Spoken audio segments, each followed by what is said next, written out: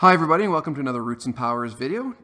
This video is going to focus on fractional exponents and radicals. First, let's look at the relationship between a fractional exponent and a radical. Before I go any further, I should likely show you what a fractional exponent could look like. So that could be something like this. So you can see that the exponent is simply a fraction. So what we can do is we can turn these types of numbers into a radical. Before I start doing that, I'm going to show you the algebraic kind of rule or how we can do it. So the way it goes, you can write it out like this. So here is my base, here's my fractional exponent. So this is as a power right now. We're writing this as a power. And I can turn this into a radical with the following. My n becomes my index number, the x becomes the radicand, and the m becomes the power to which I raise the entire thing.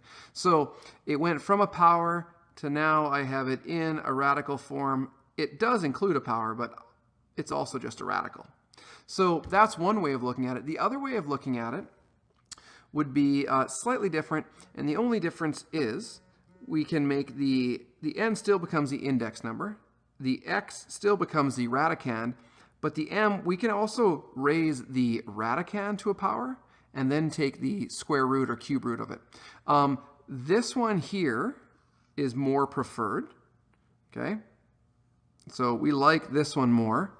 There are times where you may use this, but it is limited in my view, okay? So I'll get you to trust me on that one.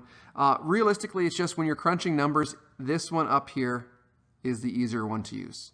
Perfect. So now there's the general rule. Let's look at actually some examples with numbers in it. All right, let's look at some examples with numbers in it, and we're going to use that rule I just showed you to convert from a power form to a radical form. Before I move on, I kind of want to say one other thing, that when we are dealing with the fraction, let's remember that this is the numerator and this is the denominator. Okay, I don't want to lose you on language. So in my first question here, I'm going to have 16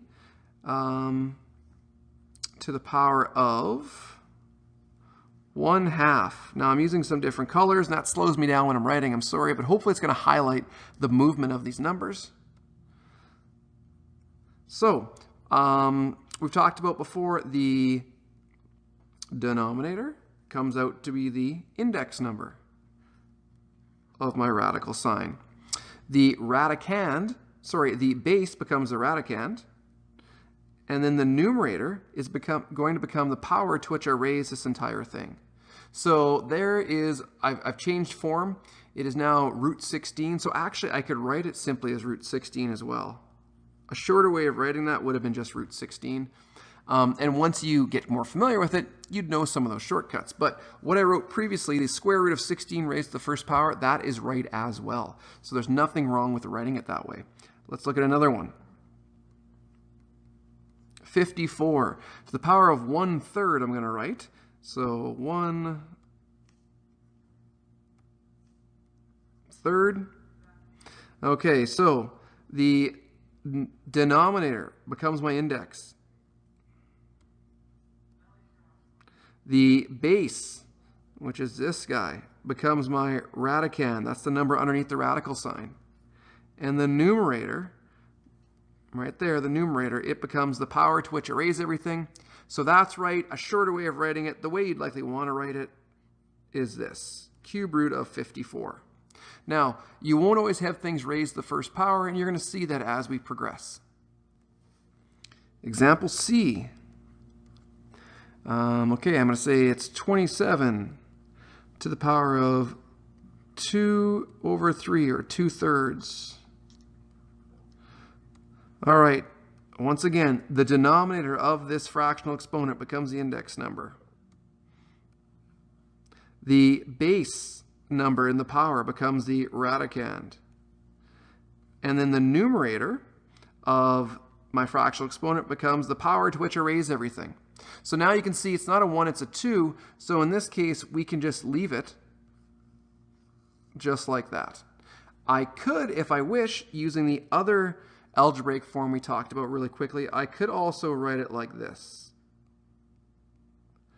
I find that to be more difficult to work with, so I'm going to get you guys to work with this form. Let's look at another example. D. Okay, for D, I'm going to say it is 48 to the power of 5 over 4. 5 over 4. Okay. So, denominator comes out as index. Very, very much a pattern. That's why hopefully you like the stuff. There's a pattern. My base becomes a radicand.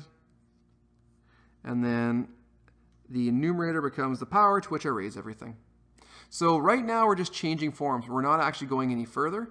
Eventually we will go further and we'll actually figure out what the whole thing actually equals. But right now we're just concentrating on moving things around because truly the calculation part is easy, but you have to have everything in the right order first. All right, in this new example, example 2, let's go the other way. Let's start with the radical. I want to put it into a power form that's going to have to use a fractional exponent. Okay, so our first one here, it is going to be square root of 4 raised to the power of 5. Sorry if I got my colors mixed up, but you'll follow along. So if I want to write this as a power, my radicand becomes the base. The index number, remember that becomes the denominator of my fraction, so I got to know that the index number here is 2, so I put a 2. And then the numerator is the power to which I raise the entire radical, or just the radicand in this case becomes the numerator. So there we go. That's all I have to do. I'm just changing forms. That's it. By the way, I could write that as a fraction too. I could write this as 2.5 because 5 divided by 2 is 2.5. So if you ever see a decimal, convert it to a fraction. If you ever want to convert a fraction to a decimal, you can. It's up to you. Let's look at another one. So B, let's look at root 49 to the power of 3. Okay, so I realize I kind of missed my color there, but we're just going to keep going. So my radicand becomes my base number. We have to make sure that we know that what our index number is. That's 2, so that becomes the bottom of my new fraction. And then the 3, it ends up being the numerator. I can just write over top of it there because the power to which you raise it always becomes the numerator. So again, we're good there. 4 and 3 halves.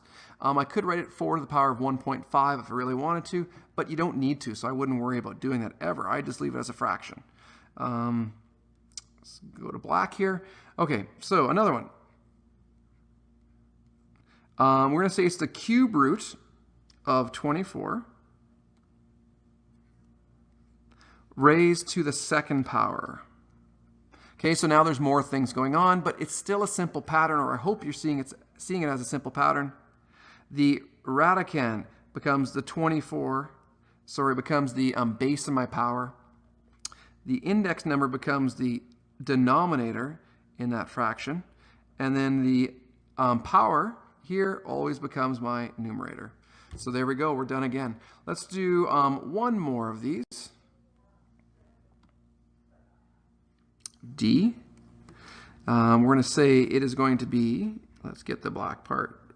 We're going to go, it is the 4th root of 16 raised to the 5th power. All right, and you might already know what your answer is going to be. So my radicand becomes my base, the index number becomes my denominator, and then the power to which I raise everything becomes my numerator. There you go. Now let's look at evaluating the powers of the rational exponents. So we're going to now go with that extra step and not leave something in radical form, but actually crunch those numbers, go down a little bit further. So what do I mean? Well, let's just show you here. I'm going to switch back to black, and I'm going to stay with black here just so it doesn't take as long. I don't want to waste all your time switching colors. So I have 9.5. I want to evaluate that, so I'm going to turn it into square root of 9. And that would be raised to the first power.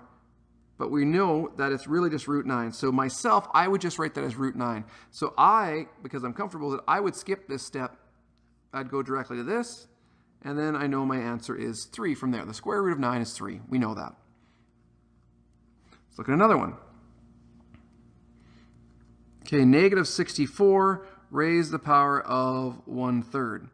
All right, so I'm not going to worry about the evaluation process yet. I'm just going to change forms. So I know it's the cube root of negative 64 raised to the first power. So if you know it's raised to the first power, you really don't have to do anything. If you wish to write this in, the first power part, go for it. So we're just simply looking for the cube root of negative 64. You can use your calculator. You can use one of those power charts that I discussed earlier in a previous video. So what times itself equals negative 64? That ends up being negative 4. And yeah, it's also negative 4 to the first power, but that doesn't change anything. So once again, I would skip this step. I would have just went directly to negative 4. All right, I think we got room for one more here, so let's do this. 16 to the power of 1/4. Same deal. I know it's now the 4th root of 16. Raise the first power. I'm not going to write that down because I know it doesn't affect me. I'm not going to do anything. It's important to know the pattern because in case it's not a 1, but it is a 1, so I'm going to leave it. And then I'm just going to think about the 4th root of 16. That ends up being 2, meaning 2 times 2 times 2 times 2 equals 16. All right, let's move on in difficulty here and step it up a little bit. So now we're not going to have a 1 in the denominator, or sorry, in the numerator the whole time. We're going to have a 3 in this case. Same process. So because the denominator is a 2, I know it's a square root of 16. Raise the third power. Square root of 16 is what? You're right, it's 4.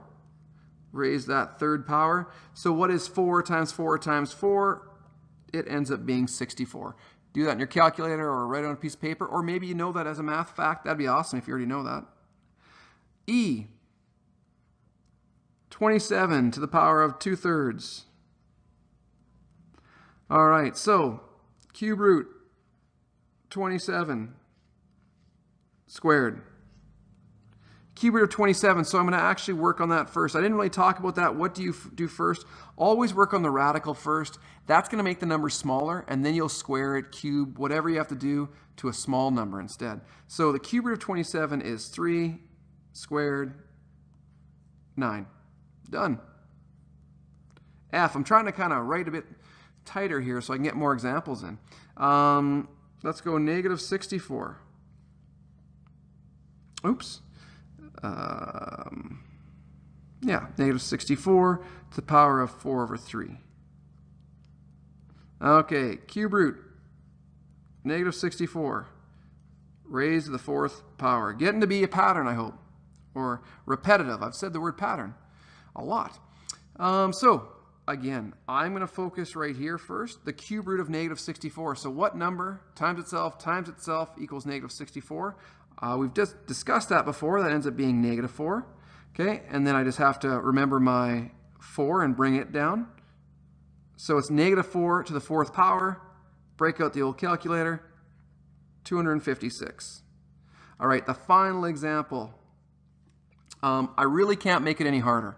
The only thing I can do is put a decimal in it. So I have 81 to the power of 0.75.